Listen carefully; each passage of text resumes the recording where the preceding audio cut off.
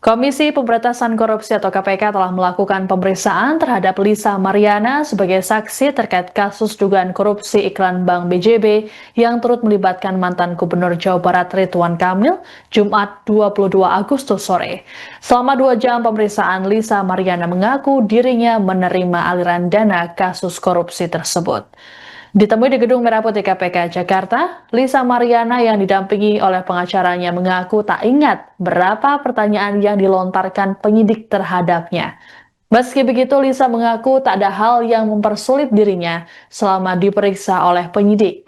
Lisa berujar dirinya kooperatif selama proses pemeriksaan berlangsung. Terkait aliran dana yang diterimanya, Lisa mengatakan uang tersebut digunakan untuk biaya hidup sang anak. Namun, Lisa enggan mengungkapkan secara detail nominal yang diterimanya dari Ridwan Kamil. Hal serupa juga dilakukan oleh kuasa hukum Lisa, John Boy Nababan, yang tak mau menyebutkan nominal aliran dana yang diterima kliennya.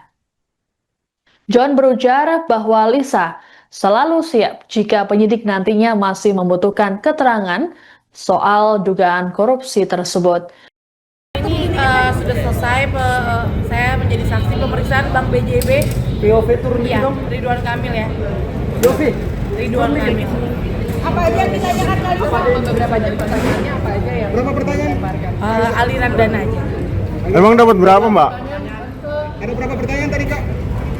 Saya nggak hitung sih ya. Dapat aliran berapa, Mbak? 2 jam saya di dalam. Dapat aliran berapa memang, Mbak Lisa? Dari Pak RK?